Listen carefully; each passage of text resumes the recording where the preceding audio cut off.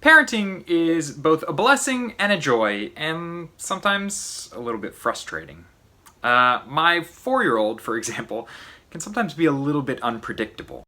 For example, just about every single lunch, I ask him, "Hey, what do you want for lunch today?" And then he tells me something, and then I make it for him, and then when we sit down at the lunch table, he looks at it and goes, "I didn't want that." Sometimes, as a parent, you're damned if you do and damned if you don't. I bet the leaders of the French Revolution in the years following the Terror kind of felt the same way. They got denounced from all sides, from Jacobins on one side to Royalists on the other. In the end, when you look at the period of the Directory, the regime that kind of came up in the wake of Thermidor, you see that just about everyone hated it. In this video, we're going to look at the Directory. We're going to look at the ways that the Directory tried to bring order and stability to France in the time after the Terror, and the ways that all of these actions produced people who just ended up hating it. Okay, let's get going.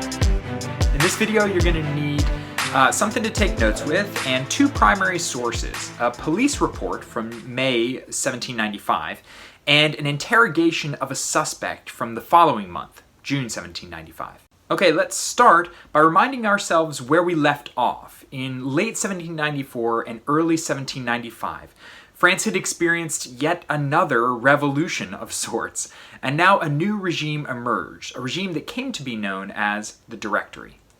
The Thermidorean Revolution had ousted Robespierre and the Montagnards that were his closest allies. In their place, a more moderate regime came into place and dismantled much of the apparatus of the Terror. Over the following months, this moderate group attempted to reconstruct the state in a way that would push France away from the radicalism that had driven the Terror.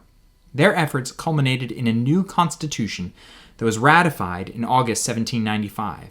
This new constitution of 1795 put into place a government called the Directory. The Directory was unlike all of the regimes to come before it. First and foremost, it set up a bicameral legislature. The Directory had two chambers, a Council of 500, which proposed legislation, and a Council of Elders, which passed or rejected the legislation of the other house. The bicameral legislature was seen as a government with checks and balances to prevent the sort of radicalism that had taken over the unicameral convention before it. The Directory also set up an executive directory, a council of 5 members chosen by the Council of Elders to do the executive work of the country. Finally, elections for members of the legislature would happen annually, according to the Constitution, renewing a third of the body at a time. But the new Constitution mandated that 2/3 of the original members of the council had to come from the existing National Convention. This was a way of making sure that the architects of the new Directory could manage its initial year. All male taxpayers over 21 were declared citizens with voting rights, but only citizens who owned property worth 100 to 200 days of labor, a significant amount, were allowed to participate in the electoral assemblies that actually selected which people would go to the legislature. So the effective electorate in France then was only about 1 million people. This was the new Directory, a far more conservative democratic state than anything France had seen since the Second Revolution of 1792. This new political body faced a host of challenges in the early months of its existence. France was going through a terrible economic and social crisis. First, the Terror had caused serious economic problems. This was most visible in the rate of inflation in France. The assignat, the once revolutionary IOU that became the sort of official currency of the revolution, had plummeted in value. In October 1794, the 100 livre assignat was only worth 20 livres in gold or silver. By November 1795, assignats were only worth 1% of their face value. And by the end of the year, they were effectively worthless. The government essentially acknowledged the fact in February 1796 when it ceremonially destroyed the official plates that were used to print the assignats. Making matters worse, the winter of 1794 and 1795 prompted an agrarian crisis, yet another one. The crisis was partly due to the conditions of the war. Food for soldiers, fewer people to produce the food, and a British blockade on France limited the food supply. The terror had also disrupted food supply lines. Finally, the winter was another particularly difficult one. The Seine, the river that goes through Paris, froze over, something that only really happened during the worst winters in France. And by December, prices were through the roof. A loaf of bread was going for, and I kid you not, 200 livres in Paris. Butter was 100 livres per pound, and soap was 170 livres per pound. Part of this was the government's fault. On December 24th, 1794, the convention repealed the law of the maximum, that law that had curbed the prices of foodstuffs and put a fixed amount on how high those prices could go. So prices of foodstuffs and other essential goods began to skyrocket, and we saw inflation sort of contribute to that. The government was also cracking down on the political activities of Jacobins and all those they associated with the terror. On November 12, 1794, the convention passed a law shutting down all of the Jacobin clubs in France. In March 1795, the post-terror convention also decided to reject calls from many in France to simply adopt the Constitution of 1793, the one passed by the Montagnards right before the terror.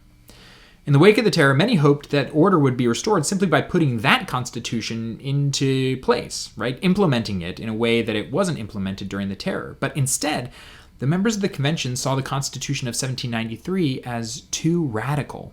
So they opted to create their own constitution, the one that I just described, that eventually became the basis of the Directory, a far more conservative government than before. This was the situation that set up more revolutionary action in the months to come. An economic crisis, a political situation rife with tension, and a new government in development. All of these things posed challenges to the National Convention in 1794 and 1795.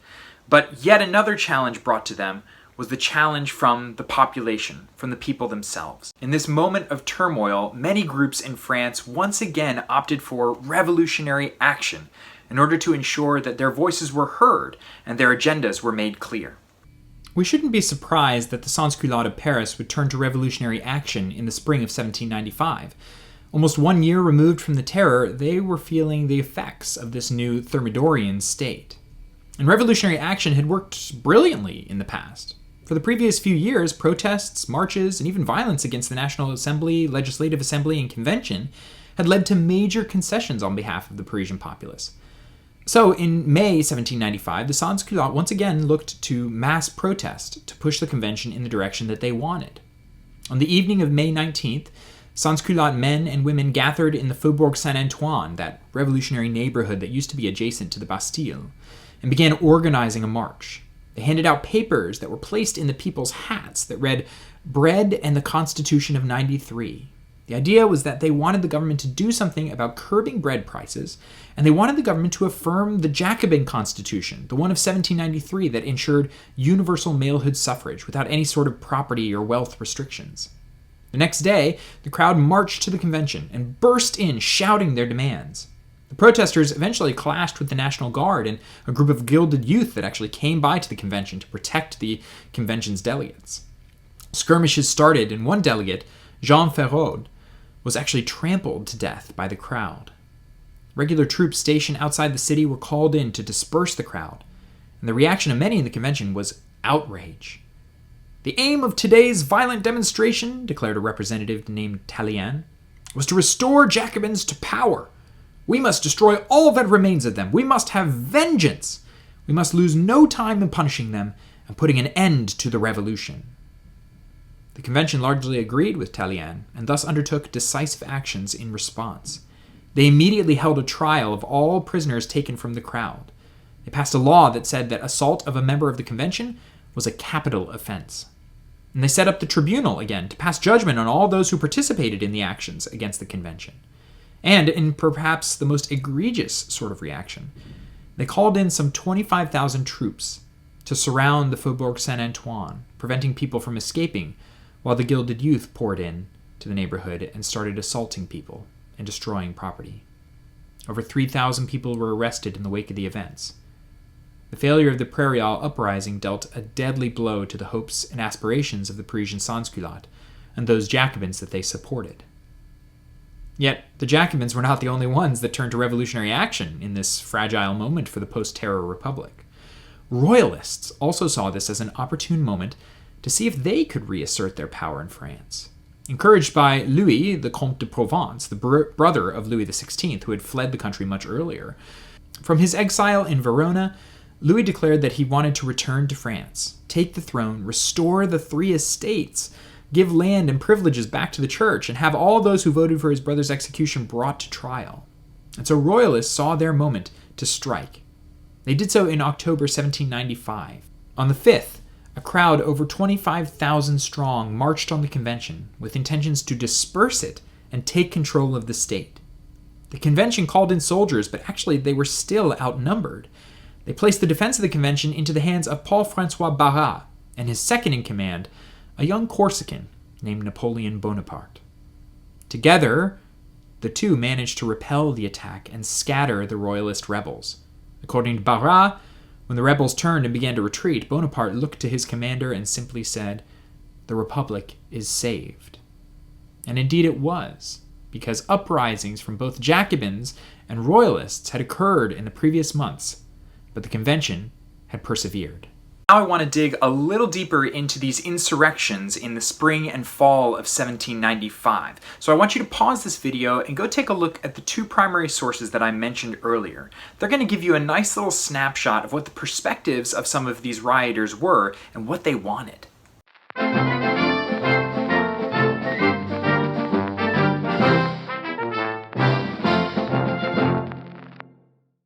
I'm not going to go over these sources in detail here. We're going to do that in class. But one thing that I think is really interesting about these sources is the way that these sources give you a snapshot of how the perspectives of the Parisian sans-culottes, and particularly Parisian women, came into conflict with the agenda of this new national convention. These sources reveal how the new national convention, the post-terror national convention, really maintained order largely through force. And it also revealed how very few people in France were supportive of and really backing this new convention. And this disdain for the central government would continue all the way into the period of the Directory. In the Directory, we see a sort of repetition of the themes from the period of Thermidor, reactions from the populace, resistance, and a use of force to try to maintain order and stability. Two failed revolutionary movements led many who were unhappy in France to think that change had to come via the institutions set up by the Directory itself. But there was one big challenge. The Directory's 2/3 law meant that the majority of the convention would remain as the first body of legislators of the Directory. So the opportunity to replace them would only come in 1797. In preparation for that, Royalists began to organize and mobilize. They saw as their pursuit of restoring Louis the Comte de Provence, Louis XVI's brother, to the throne in France. The right-wing press began to promote this royalist cause. They played on the fears and turbulence of the time to call people back to the monarchy and to the way things used to be. And then in March through April 1797, elections took place for the first time under the Directory to replace the original members inherited from the convention. Royalist political organizing paid off. Only 11 deputies from the convention returned to their seats. No clearly definable Jacobin won. And of the 234 new representatives, 228 of them, virtually all of them, had no previous electoral experience. They had not served in the national government throughout the entire course of the revolution. And of that 234, 182 of them were decided Royalists. Moderates in the Directory saw this as an existential threat to the Republic.